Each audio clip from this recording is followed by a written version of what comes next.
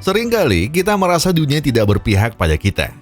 Padahal yang sebenarnya terjadi ya, kitalah yang selalu menyanyiakan kesempatan yang diberi oleh dunia.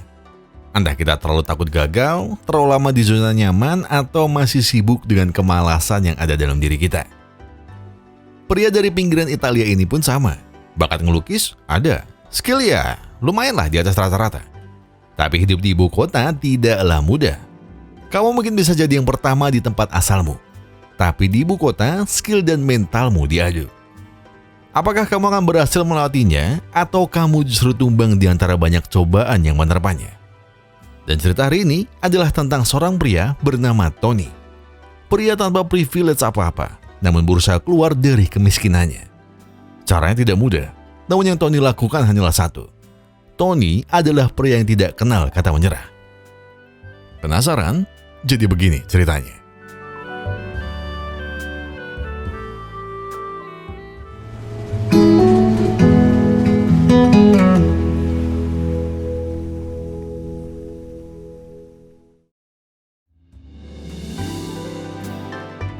Antonio Tony Cicciarelli. Nama yang ketika kalian cari di Google bisa dengan mudah kalian temukan siapa dirinya dan apa pengaruh besarnya dalam sejarah Italia. Namun, perjalanan Tony tidak pernah semudah saat kalian mencari siapa dirinya. Sekitar 97 km dari kota Roma, ada sebuah danau bernama Tudesa. Danau yang jadi titik awal perjalanan seorang Tony. 30 tahun sudah ia hidup di dekat sana. Dan Tony selalu mengasah bakat melukisnya untuk melukis Danau Ducesa yang selalu dipenuhi oleh kabut. Di saat Tony mulai muak dengan lukisan kabut, ada dua rekannya yang secara tiba-tiba mengajaknya untuk meninggalkan kotanya, lalu pergi ke ibu kota Italia, kota Roma.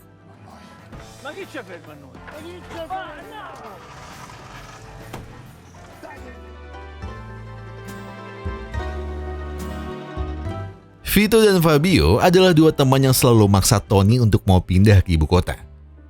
Tiga teman dengan latar belakang berbeda. Tony dengan seninya, Vito dengan mimpinya jadi pastor, dan Fabio yang bekerja sebagai buruh kasar. Tempat tinggal tidak jadi masalah untuk mereka. Mau menggelandang di jalan, tinggal di rumah kumuh, atau apapun itu. Yang terpenting adalah mereka bisa mendapat apa yang selama ini mereka cari. Bagi Tony, melukis adalah cara menyambung hidup, dan Roma mungkin adalah tempat yang tepat baginya. Kata Tony, tidak ada kanvas yang cukup besar untuk menggambarkan indahnya Roma. Namun, akan selalu ada celah baginya masuk di antara banyaknya pelukis di jalanan sana. Dari pekerjaannya tadi, Tony lalu mengenal seorang wanita yang mengajaknya ke pameran seni abstrak. Namun bukan pamerannya yang membuat Tony tertarik. Tapi si pembuatnya lah yang justru menarik perhatiannya. Namanya Donna. Dan tidak butuh waktu lama bagi Tony untuk mendapatkan hatinya. Donna memang kaya raya. Tapi yang mau bilang apa kalau Donna justru kecantol sama pria yang sukanya naik sepeda tua. Ma come mi metto? Aspetta, oh! Aspetta, ma mi tieni, sì? Mi do una spinta.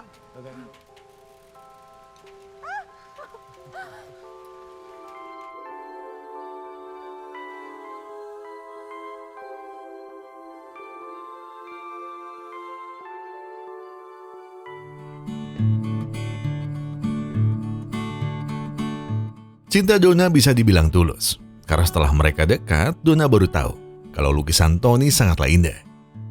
Namun Donna juga harus jujur, lukisan-lukisan wajah yang Tony buat tidak ada nilai jualnya sama sekali. Tren lukisan pada masa itu mengarah pada lukisan abstrak, simbolik, dan konseptual. Walau begitu, Donna tetap melihat ada beberapa garis lukisan Tony yang masih bisa diasah. Dan ia bisa membantu Tony mendapatkan cuan yang lebih besar dari bakatnya.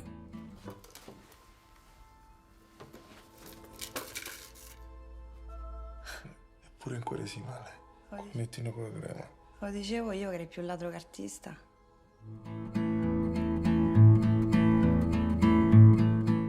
Donna sempat mengira lukisan yang ia pegang adalah lukisan yang dibeli oleh Tony dari galeri seni. Namun ternyata Donna salah. Lukisan itu adalah hasil karya tangan Tony yang memang meniru dari lukisan lain. Tony bisa melukis dengan kemiripan tinggi hanya bermodal melihat contohnya di buku saja. Donna masih tidak percaya Dan demi meyakinkannya lagi, Donna minta Tony untuk meniru satu lukisan lagi untuknya.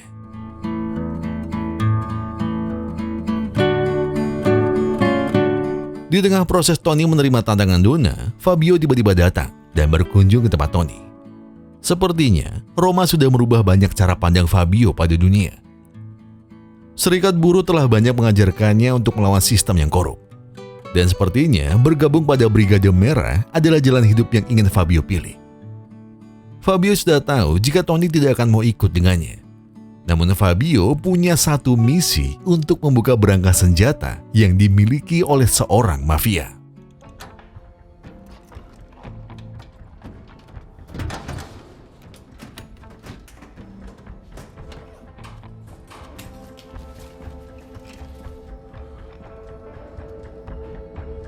Fermo! Alza le mani. Non ti muovere. Tieni le mani.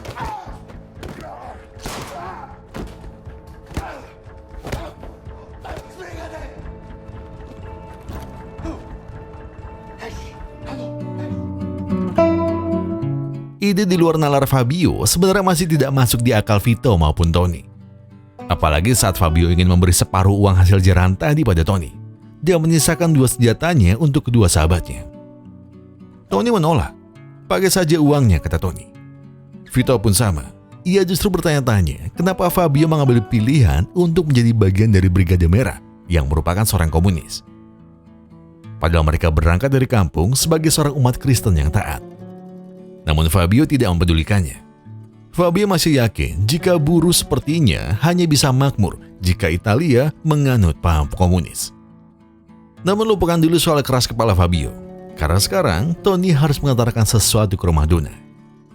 Ayayay, ini mah bukan rumah mas, ini istana. No, spacchi il vetro. No, già hai fatto. Donna! Chi non muore si rivede. Guarda, ti ho portato. Bastavo io e l'amico mio. Presentami. Grazie del passaggio. Oh, ma che... Leva sto coso. Ferma uguale. Leva, via di là. Eh? La porta sta di là, entrate.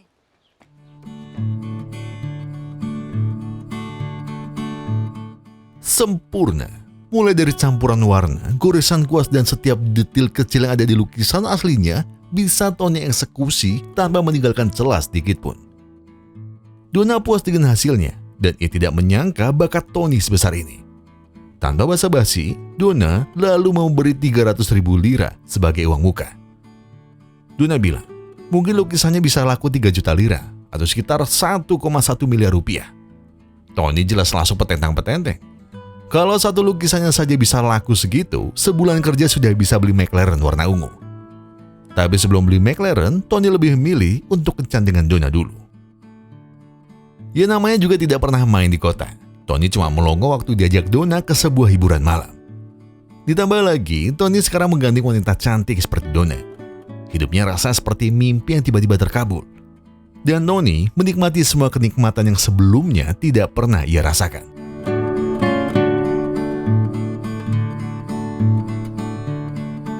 Namun anehnya, Donna tiba-tiba menghilang. Tony pun mencarinya. Dan ternyata ia sedang duduk di samping seorang pria bernama Balbo.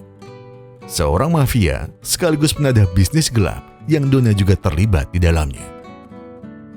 Balbo bahkan punya anak buah khusus yang diminta untuk mencuri perhiasan-perhiasan yang ada di toko. Dan karena hari ini adalah hari yang spesial bagi Tony, ia ingin memborong kalung dan gelang perhiasan Balbo. Dan ia ingin menjadikannya hadiah untuk Donna.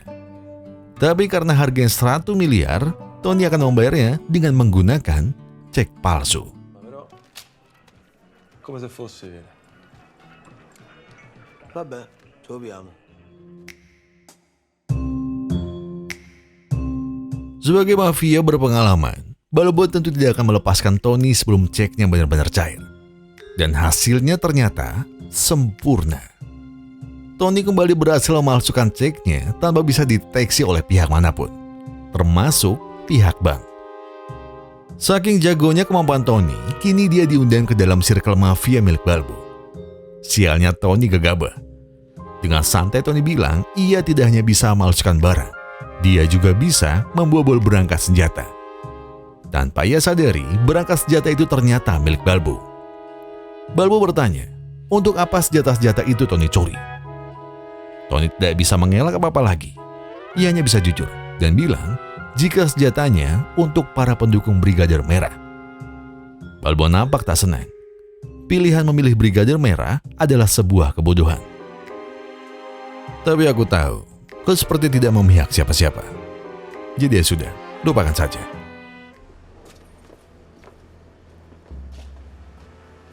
Aspetta qua. Tony tak kenal siapa pria berbaju pastor yang menunggu Balbo.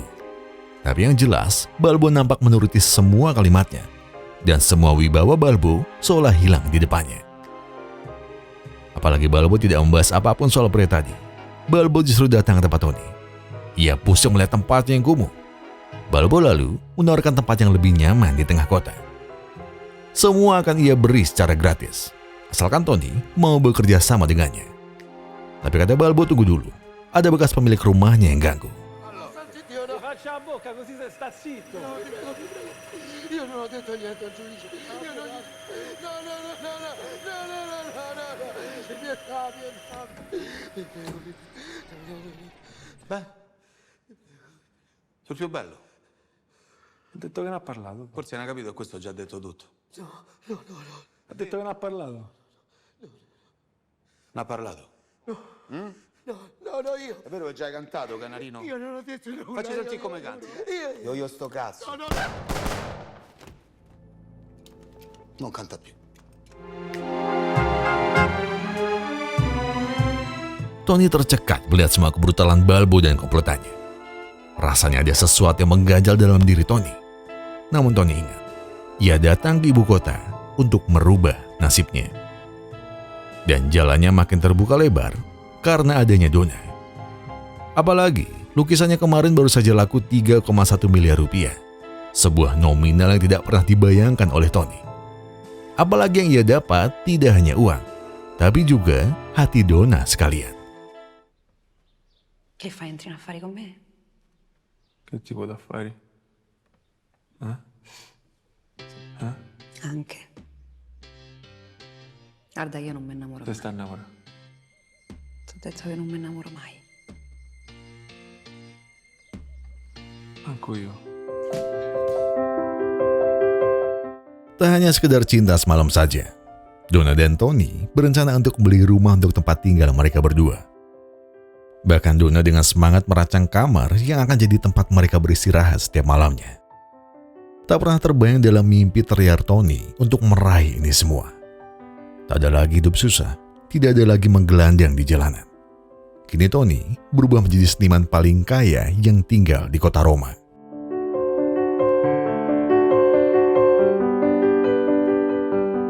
Tony tetap tidak lupa pada sahabatnya. Karena Fabio masih sibuk bekerja, jadi hanya Vito yang datang ke sana. Kebiasaan Tony juga mulai berubah. Tony semakin dekat dengan Balbo. Balbo bahkan tidak segan memperkenalkan Tony dengan San Siro, rekan yang sedang membutuhkan paspor palsu. Jika cek bank saja bisa Tony palsukan, apalagi hanya sekedar paspor biasa. Dengan teliti ia mengerjakannya, dan tidak butuh waktu lama bagi Tony untuk bisa menyelesaikannya. Namun kedekatan Tony dengan mafia-mafia itu membuat Fabio tidak senang. Mereka penganut fasis dan Tony tidak seharusnya dekat dengan mereka. Tapi Tony tidak peduli dengan pandangan politik apapun yang Fabio katakan. Fabio kemudian membahas tempat baru Tony untuk melukis. Kata Vito di sana, banyak mesin ketik. Dan Vito minta ke Tony untuk memberi semua mesinnya. Semua mesin itu untuk Brigadir Merah. Dan Vito minta Tony mau membantunya. Tony mengiyakan permintaan Fabio. Lagian Tony juga tidak akan memakai mesin-mesin itu.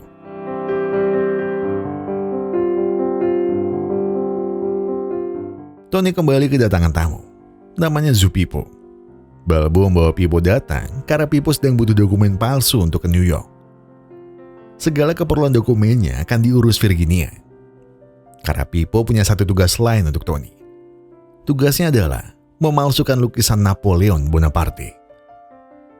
Tugas yang mudah, kata Tony. Bahkan Pipo tidak perlu membayarnya. Hitung-hitung untuk menambah relasi Tony dengan bos mafia.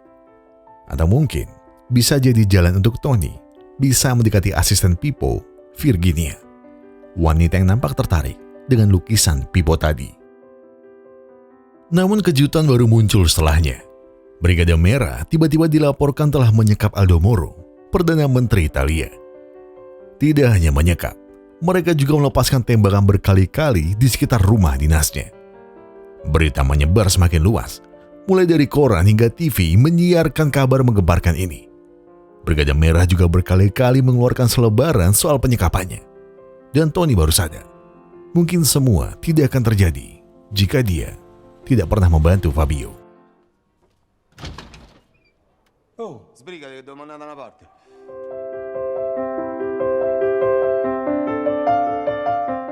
Balbo membawa Tony menemui seseorang.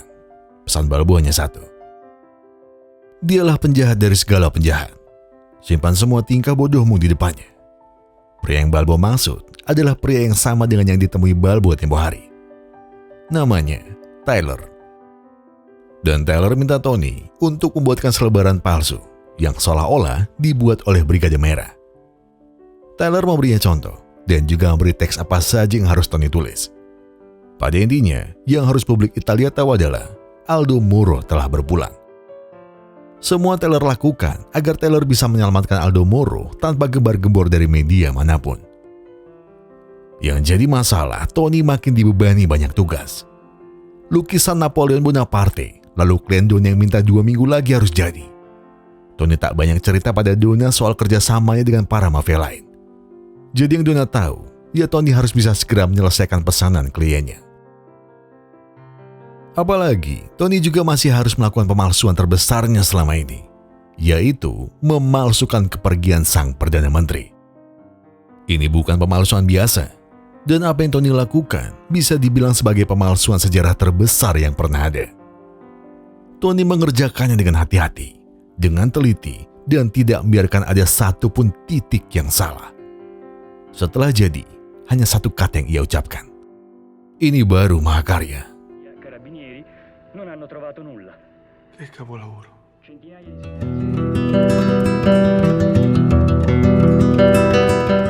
Segala kesibukan Tony membuat pekerjaan Tony pada klien Donna tidak secepat biasanya. Donna mulai kesal, namun Tony masih tidak percaya jika Brigade Merah ternyata membangun markas di dekat Danau Ducesa. Dan bisa dibilang, pasti Fabio terlibat di dalamnya. Tony lalu membicarakan ini dengan Vito. Sayangnya, Vito justru sedang dirundung masalah. Vito tak jadi mendapat gelar Monsignor dari Paus Gereja Vatikan. Ada orang lain yang punya relasi lebih banyak yang mendapatkan gelarnya. Rasanya hidup Vito di kota Roma terombang-ambing dan tidak tahu harus apa ke depannya. Tony coba menghiburnya. Ia sedang mengerjakan sesuatu untuk kebaikan bersama. Dan mungkin, bila Vito tidak terus-terusan sedih, itu cukup bisa membantunya nanti.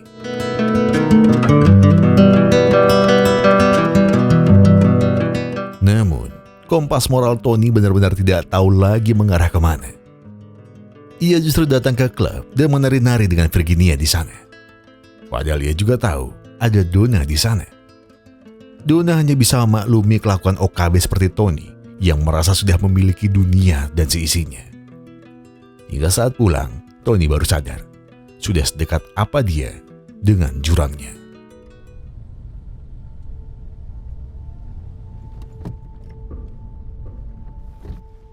Ma mo chi so questi?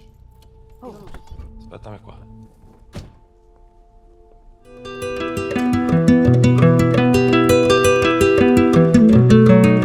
Tyler memuji hasil kerja Tony tempo hari. Sementara Donna terlihat sangat tidak senang rumahnya didatangi oleh orang yang tidak ia kenal. Kedatangan Tyler ke sana tentu tidak hanya untuk memuji saja. Ia datang membawa tugas lain. Tony harus membuat pernyataan jika Brigade Merah bisa mendapat uang 10 miliar dari Gereja Roma sebagai ganti untuk melepaskan Aldo Moro. Tyler juga minta Tony untuk bilang pada Fabio, lepaskan saja Aldo Moro, dan 10 miliar lira akan menjadi milik Brigade Merah secara cuma-cuma. Namun ada satu lagi yang membuat Tony heran. Dari mana Tyler bisa tahu nama pacarnya, rumahnya di mana, dan akan kemana saja Tony pergi? Tyler tidak menjawabnya, dan dia justru bilang, sudah, turuti saja mauku. Faccio come le ho detto, Tony. La prigione del presidente è vero che la state a trovare? Questione di giorni. E che gli fate ai brigatisti quando lo trovate? Lo vuole salvare il suo amico?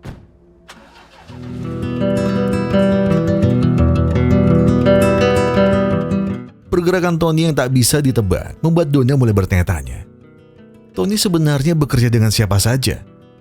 Dan kenapa rasanya Tony terjun terlalu jauh tanpa melibatkan Donna sedikit pun? 20 tahun Donna bermain di bisnis gelap. Tapi baru hari ini ia merasakan bahayanya. Donna minta Tony untuk keluar dari segala marhabaya itu. Atau Donna yang akan pergi lebih dulu. Tony sudah kalut dan Fabio justru datang minta penjelasan apa yang sebenarnya Tony lakukan di luar sana. Tony pun bilang, dia bilang soal uang 10 miliar yang sudah dijanjikan. Cukup lepaskan Aldo Moro dan gereja Roma akan memberi uangnya setelahnya. Ti faccio sapere. Ciao. Sto attento.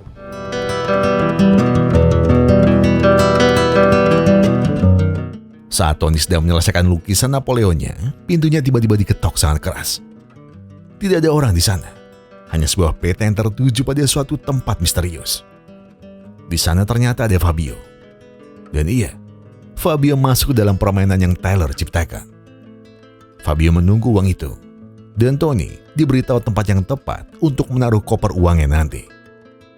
Tony sebenarnya senang, namun ia juga ingin Fabio segera lepas dari sana dan kembali seperti Fabio yang dulu. Sayangnya tidak mudah. Fabio ternyata masih tetap ingin bersama Brigade Merah. Tony lalu menemui paus dari gereja Roma yang kata Tyler akan memberinya uang. Tony juga telah dipantau dengan senapan laras panjang dan orang-orang suruhan Tyler yang ada di lokasi. Mereka menunggu koper uangnya di tangan Tony. Namun, apa yang mereka tunggu ternyata tidak pernah benar-benar datang. Se ne sta andando, proseguo ugualmente? No. Il Vaticano. Rientrate.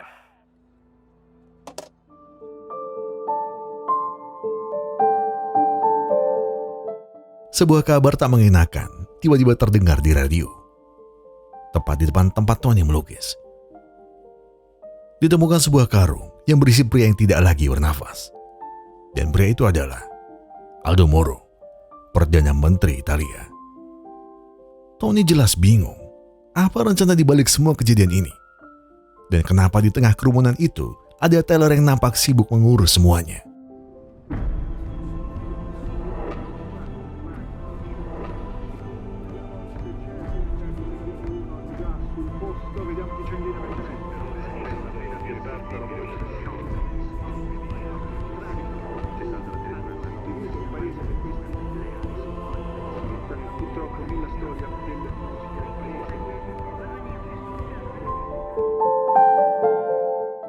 Tony masih tak tahu apa yang sebenarnya terjadi. Dan ia pun menceritakan semuanya pada Balbo. Tanpa diduga, Balbo ternyata sudah memprediksi semuanya. Mulai dari intrik dan kebohongan apa saja yang akan Tyler mainkan di depan Tony. Namun ada satu hal yang membuat Tony harusnya merasa beruntung. Karena jika saja koper 10 miliar itu benar-benar di tangannya, Tony mungkin tidak akan bisa bernafas lagi. Tujuan mereka menghabisi Aldo Moro sepertinya hanya satu: menumbalkan Brigade Merah sebagai pihak yang bermasalah. Lalu memperkuat relasi dengan pihak komunis lain agar memperlebar sayap Tyler dan orang-orang yang ada di atasnya. Balbo ikut merasakan emosinya. Dan karena Tyler kebetulan ada di sana, jadi ia menuntut Tyler menghentikan semua tingkahnya yang seenaknya sendiri. Bahkan Balbo sempat mengancam akan melakukan apa saja untuk menghentikan Tyler.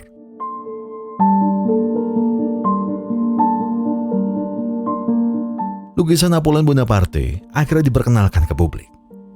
Pippo senang, dan ia ingin membayar apa yang telah ia dapat. Namun sekarang Tony tidak sedang membutuhkan uang.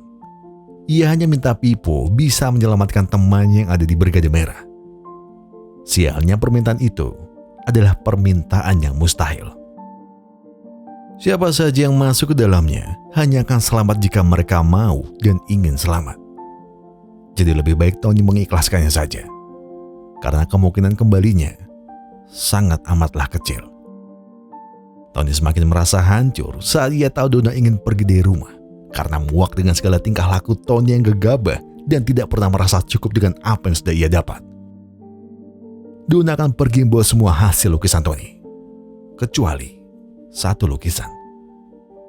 Donna sengaja meninggalkannya agar Tony paham begitu banyak hal yang telah berubah setelah dirinya punya uang. Donna lalu jujur, "Kau hanyalah pelukis tak berbakat yang tidak bisa mengerjakan apa-apa jika tidak ada yang disalin. Jadi jangan kau bergaya seperti seniman kelas dunia."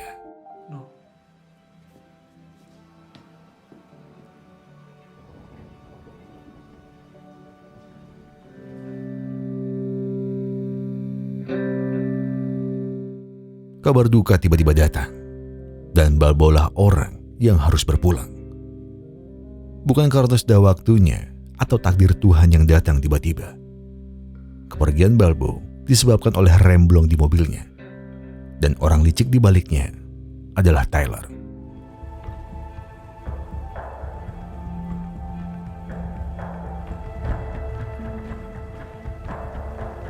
Tony, cazzo, pezzo di merda. Che gli fa?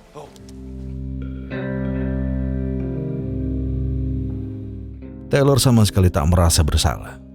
Ia justru menjudutkan Tony, seolah-olah justru Tony lah yang salah karena terlalu ingin banyak tahu soal siapa Taylor dan apa tujuan Taylor melakukan semuanya.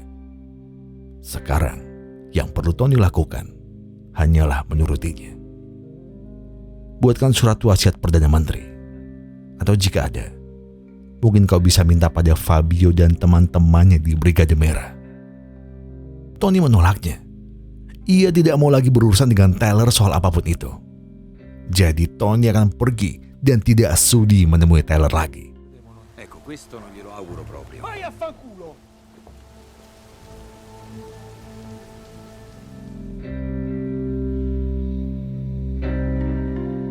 Di tengah carut-marutnya pikirannya, Tony tiba-tiba dihubungi oleh Vito.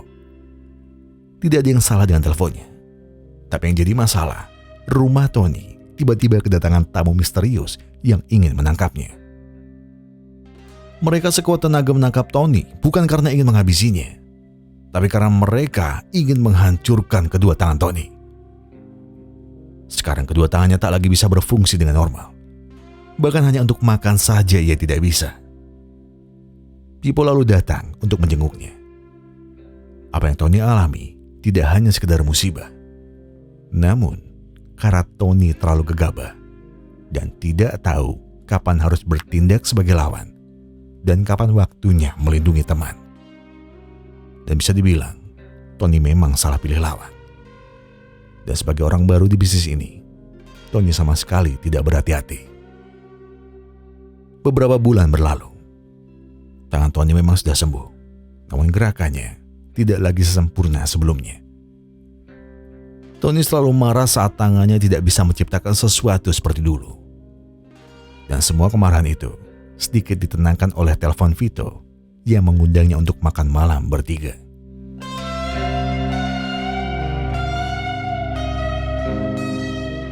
Di depan Vito dan Fabio, Tony kembali menjadi Tony yang jujur dan terbuka tentang semua hal. Termasuk sebuah penyesalan Tony yang telah menyia-nyiakan wanita seperti Donna. Fabio kemudian memotong pembicaraan dan bilang kalau ia harus kabur sejauh mungkin. Nyawanya tidak akan aman bila terus-terusan di Italia.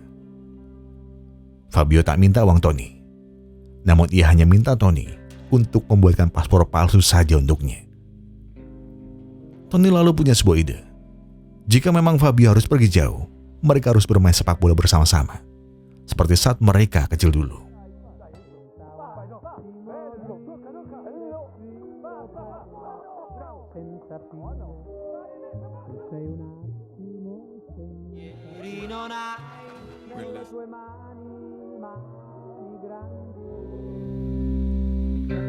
Setelahnya, Tony kembali mencari Donna dengan cara yang sama seperti dulu kala.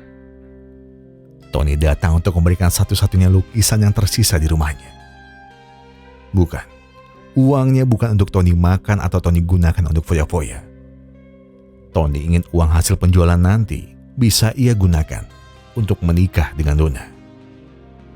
Tony tak ingin kehilangan kesempatan untuk dekat dengan wanita sesempurna seperti Donna.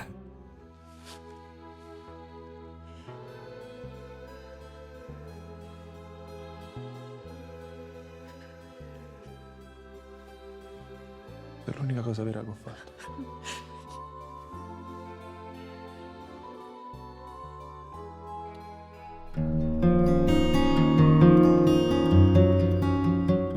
Paspor untuk Fabio pun kini selesai. Dan sebagai gantinya, Tony minta surat wasiat asli milik Aldo Moro. Tony memang tidak pernah peduli soal politik. Tapi kali ini hidupnya benar-benar tergantung pada surat wasiat ini. Jika ia tidak mendapatkannya, mungkin nyawanya lah yang jadi bayarannya. Tony masih tak siap dengan kepergian Fabio. Tony bahkan masih berharap apakah mereka bisa bertemu kembali di lain hari. Namun Fabio bilang, lebih baik jangan. Ini semua demi kebaikan kita.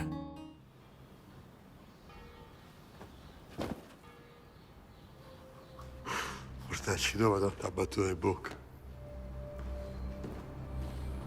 Ciao, Do.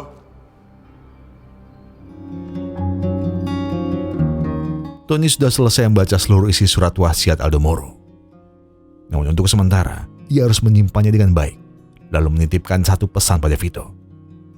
Jika terjadi apa-apa pada aku nanti, maka serahkan isi surat di dalamnya pada Donna. Tony berniat untuk meninggalkan Italia, tapi ia juga harus menemui Pippo terlebih dulu. Tony sempat mendengar cerita soal uang Pippo yang dibawa oleh akuntannya. Katanya, uangnya kini disimpan di sebuah gudang, dan Tony berniat untuk mengambil kembali uang-uang itu, lalu meminta sedikit bagiannya saja. Pippo sempat ragu, namun melihat Tony yang begitu yakin, Pippo lalu memberinya izin.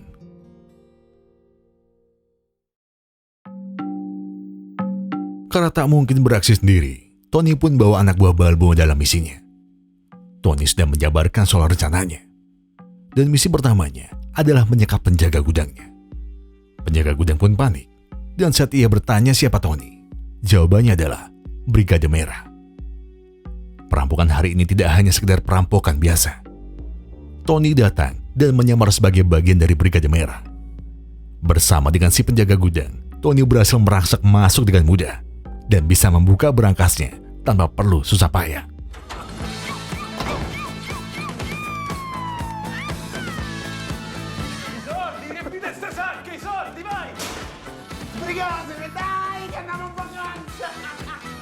La carta è stata giocata.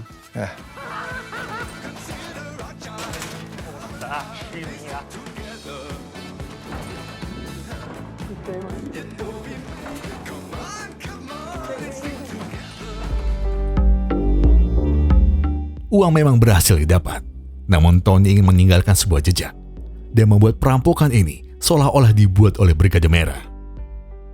Kata Tony, ini bukan hanya perampokan. Ini adalah mahakarya seni terbesarnya, memalsukan sejarah. Sorridete. Sorridete.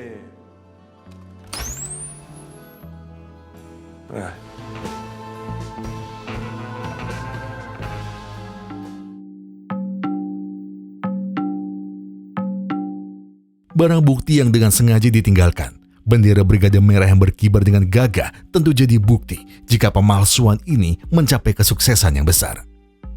Namun tentu semua ini ada artinya. Tony ingin menarik perhatian Teller. Dan itu memang berhasil. Tony hanya ingin bilang dia sudah punya surat wasiat Aldo Moro. Lengkap dan tanpa celah. Namun Teller tidak akan mendapatkannya sebelum Tony benar-benar pergi dari Italia. Merubah identitasnya, merubah wajahnya, dan mungkin merubah jalan hidupnya.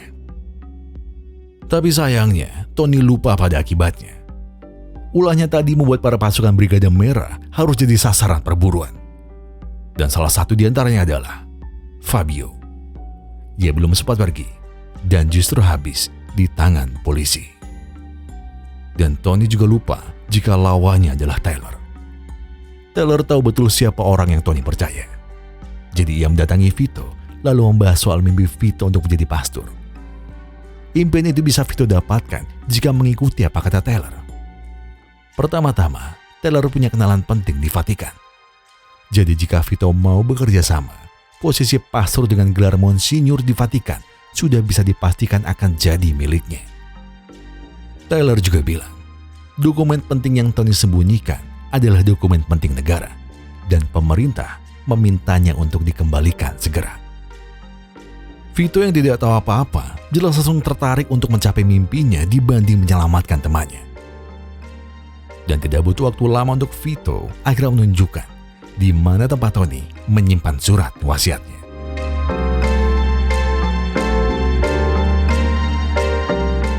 Kejutan lain datang di rumah Tony. San Siro tiba-tiba sudah ada di rumahnya. San Siro disewa oleh Tyler untuk menghabisi Tony. San Siro tidak melakukannya karena Tony dulu pernah menolongnya. Tapi Tony heran, kenapa bisa Tyler berniat menghabisinya? Apa dia lupa kalau surat wasiat Aldo Moro masih ada di tangannya? Non c'è più. Il memoriale l'hanno avuto dall'amico tuo, che evidentemente tanto amico non è. Tony tadinya tak percaya, tapi setelah ia melihatnya sendiri, ya, Tony telah dihianati oleh sahabatnya sejak kecil. Tony lalu mengirim surat pada Vito. Untuk mencapai tujuanmu, apa yang akan kau korbankan? Aku akan pergi dari Italia, dan pengorbanan terbesarku adalah tidak berpamitan denganmu. Maafkan aku, Vito. Sekarang, pertanyaannya coba sedikit dibalik. Apa perjuanganmu untuk sampai di tujuanmu? Jawablah itu sendiri, karena mau bagaimanapun, itu adalah pilihanmu.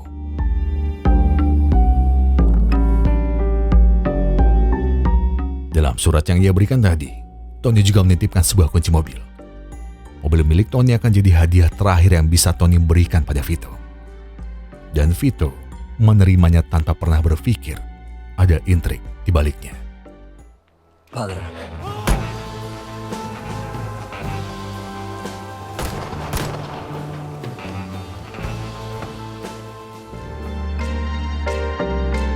Tony ingat betul jika dia dan Vito punya wajah yang hampir mirip. Dan karena San Siro butuh korban, Tony dengan rela mengorbankan Vito sebagai tumbalnya. Dan itu persis seperti apa yang Vito lakukan padanya. Ya, memang akan selalu ada pengorbanan dalam setiap langkah menuju tujuan. Bisa jadi waktu, tenaga, uang, atau justru seekor serigala berbulu domba. Tony melakukan semuanya demi bisa pergi dari Italia bersama Donna, istrinya. Donna kini hamil dan tidak ada alasan bagi Tony untuk menghapus semua tinta kelam dalam kanvas perjalanan hidupnya. Takkan ada kanvas yang cukup besar untuk menggambarkan keindahan Roma. Namun takkan ada juga kuasa yang cukup bisa melukiskan betapa jeniusnya Tony dalam menyusun setiap rencananya.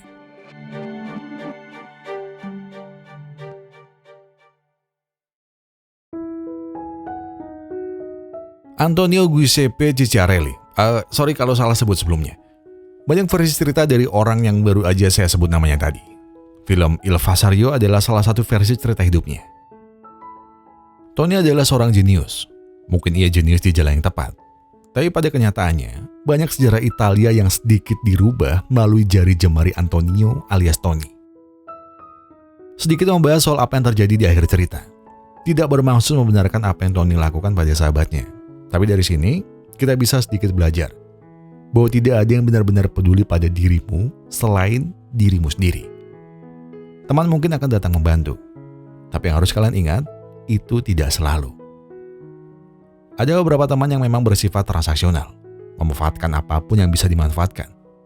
Dan saat ada lagi yang bisa mereka manfaatkan, jangan kaget kalau mereka akan menjadikanmu sebagai umpan.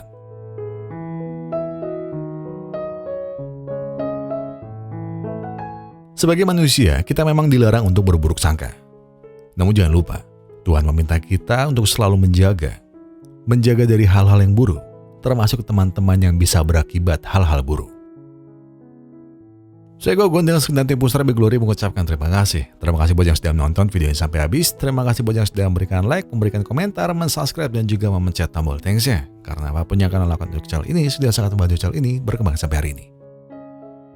Dan sebagai penutup saya pengen bilang ke kalian semua, kalau kalian lagi banyak masalah dan itu berat banget, jangan tenang. Kalian gak perlu buru-buru, gak perlu nyusu-nyusu. Selesaikan semua dengan kepala yang dingin. Ya sekarang tarik napas kalian, buang, tenggak kopinya, ambil koreknya dan sebatin aja dulu.